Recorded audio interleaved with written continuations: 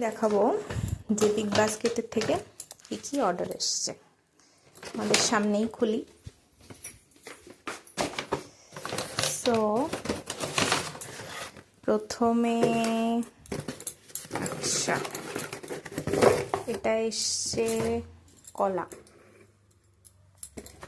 এসছে। কলাগুলোর দাম নিয়েছে 16 টাকার মতো।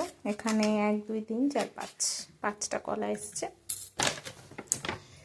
সেকেন্ড এসছে চিকেন, এটা 500 গ্রাম চিকেন আছে। চিকেন এসছে। এখানে এসছে শসা, 500 গ্রাম শসা 2 পিসে হয়েছে, বড় বড় বেশ।